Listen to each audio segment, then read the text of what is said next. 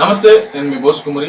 రాబోయేటువంటి ఎన్నికల్లో YCP party అంటే జగన్మోహన్ రెడ్డి గారు ఖచ్చితంగా ఓడిపోబోతున్నారు అనేటువంటి విధంగా, వైసీపీ పార్టీ ఓడిపోబోతుంది అనేటువంటి విధంగా చాలా మంది ప్రస్తావిస్తున్నారు. జగన్మోహన్ రెడ్డి గారు ఈ మా విగన్ అనేటువంటి అంశాన్ని తెర మీద తీసుకొచ్చిన తర్వాత ఎందుకు ఇలా మాట్లాడుతున్నారు అంటే, పూటకు ఒక మాట, మధ్యాహ్నం ఒక మాట, సాయంత్రానికి ఒక మాట, మూడు పూటలకు మూడు మాటలు మాట్లాడుతూ ఉంటే ఇది రాష్ట్రమా, లేకపోతే రాబోయేటువంటి తరాల భవిష్యత్తు అనుకుంటున్నారా, లేకపోతే వైసీపీ పార్టీ రాజకీయ భవిష్యత్తు అనుకుంటున్నారా, ఏమనుకుంటున్నారు అనేటువంటి బాధ అయితే మాత్రం ఖచ్చితంగా ప్రతి ఒక్కరిలో వస్తుంది అనేటువంటి విధంగా సోషల్ మీడియా గగ్గోలుగా మాట్లాడుతున్నటువంటి పరిస్థితులు అయితే ఉన్నాయి. 100% 70-80% వరకు కూడా ఇదే మాట మాట్లాడుతున్నారు. మా విధంగా పూర్తిగా వ్యతిరేకించారు. ఎందుకంటే ఒకసారి అమరావతి కావాలంటారు, ఒకసారి వద్దంటారు, ఒకసారి 3 రాజధానులు అంటారు, ఒకసారి విశాఖపట్నం రాజధాని అంటారు, ఒకసారి ఏమో అమరావతి రాజధాని అంటారు. మామూలు ఓడించారు జనం, అమరావతి రాజధాని అంటారు. ఒకసారి శ్మశానం అంటారు, అమరావతి వేస్ట్ అంటారు, అమరావతి అసలు భూమి పనికిరామ్ అంటారు. రకరకాలుగా మాట్లాడతారు. మళ్ళీ ఇప్పుడు మావిగన్ అని చెప్పేసి రాజధాని కాకపోతే విజయవాడ, గుంటూరు, మరి మచిలీపట్నం ఎన్ని కలిపి మరి మావిగన్ అని చెప్పేసి ఇప్పుడు కొత్త కాన్సెప్ట్ తీసుకొస్తే జనం విపరీతంగా దీన్ని వ్యతిరేకిస్తున్నటువంటి పరిస్థితులు ఉన్నాయనేటువంటి విధంగా ప్రతి ఒక్కరు కూడా అర్థం చేసుకోవాల్సినటువంటి పరిస్థితులు ఉన్నాయి. అంటే ఒక రకంగా చెప్పాలంటే జగన్మోహన్ రెడ్డి గారు ప్రజల సమస్యల మీద పట్టించుకోకుండా ఏదైతే వాళ్ళకి వ్యతిరేకమయ్యి విపరీతంగా ఓడిపోవడానికి కారణాలు లేవో ఆ కారణాలన్నీ కూడా మాకు సంబంధం లేదు, వీళ్ళే చేశారనేటువంటి విధంగా అంటే దాన్ని ఏమంటారంటే వాళ్ళ మీద తోసేటువంటి ప్రయత్నం చేస్తున్నారు. అది ప్రజలకు తెలుసు. నేను చాలాసార్లు ప్రస్తావిస్తుంటాను, ప్రజలకు తెలిసిన విషయం అనేది తెలియదు అని చెప్పేసి వాదిస్తే అది చాలా డ్యామేజ్ అవుతుంది అని చెప్పేసి నేను ఇంతకు ముందు 5 సంవత్సరాలు అదే మాట్లాడాను.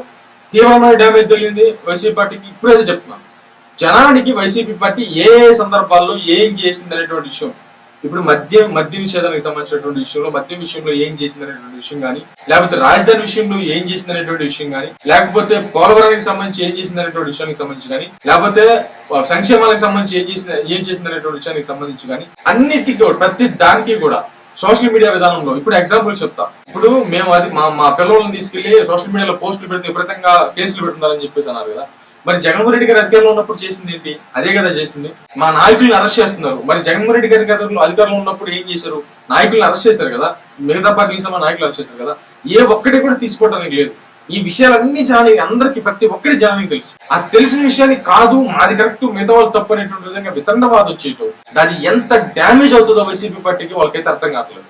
దాంట్లో భాగంగా ఈ మావిగ అనేటువంటి విషయం, ఇవన్నీ కూడా పూర్తి అనాలిసిస్ చేస్తూ ఆయన ప్రెస్ మీట్ పెట్టాడంటే ఏదో ఒక ట్రోల్ అవుతూ విపరీతంగా పాత విధానాలను ఎత్తుతూ, అంటే ఆయన పరిపాలన ఏ విధంగా చేశాడు, ఎంత అధ్వానమైనటువంటి పరిస్థితి, ఒక్కరు కూడా సంతోషంగా లేరు. రైతుల దగ్గర నుంచి లేకపోతే మిగతా ఉద్యోగుల దగ్గర నుంచి ప్రతి ఒక్కరు కూడా, ఎవరు కూడా ధర్నా చేయనటువంటి వ్యక్తులు, ఆశా వర్కులు కానీ లేకపోతే ప్రభుత్వానికి సంబంధించి చివరికి వాలంటీర్లు కూడా ధర్నాలు చేశారు.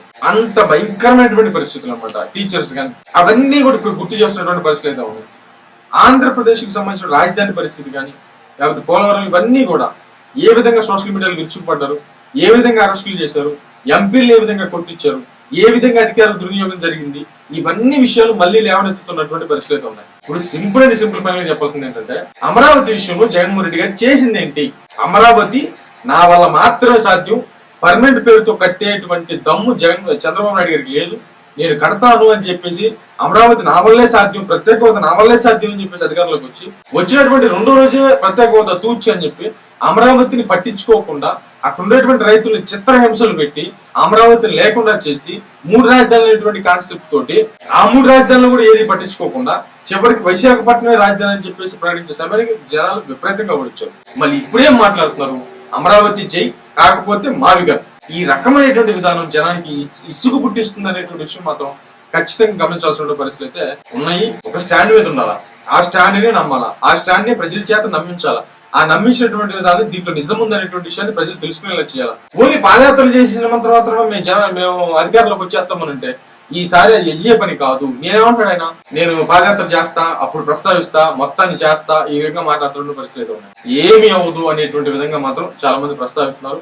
ఖచ్చితంగా ఈసారి వైసీపీ పార్టీ ఓడిపోవడం ఖాయమనేటువంటి విధంగా మాత్రం వైసీపీ వైఖరి ఉంది అనేటువంటి విధంగా చాలా మంది ప్రస్తావిస్తారు. మరి నిజమా కాదా, ఏమవుతుంది, మరి జనాలు ఎలాంటి డెసిషన్ తీసుకుంటారు అనేటువంటి విషయం మాత్రం చూడాలి.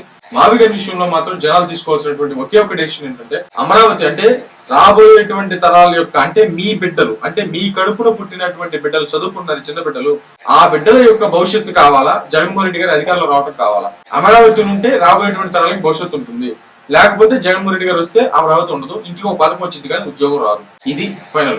ఇంటికి ఉద్యోగం రావాలంటే ముందు రాష్ట్రాన్ని కొంచెం సెటరేట్ చేసుకోవాలా, కొన్ని ప్రాబ్లమ్స్ పడాలా ప్రజలు. అంటే కొన్ని కొన్ని ధరల విషయంలో కానీ కొన్ని విషయాల్లో, ఎందుకంటే ఒక సెటరేట్ అవ్వడానికి టైం పడుతుంది, లేకపోతే అలా నాశనం అయిపోతూనే ఉంటుంది. ఆ సెటరేట్ అవడంలో కొన్ని కష్టాలు అయితే వస్తాయి. వాటిని తట్టుకొని రాజధాని డెవలప్ చేసుకునేటువంటి క్రమంలో ఇప్పుడున్నటువంటి కూటమికి ప్రజలు సహకరిస్తారా? మాకు వద్దులే, మాకు ఉద్యోగాలు వద్దు, ఏమొద్దు, మాకు ఒక పథకం ఏముంది, మా పిల్లలకు ఉద్యోగాలు వచ్చినా రాకపోయినా తర్వాత సంగతి తర్వాత అనుకుంటారా?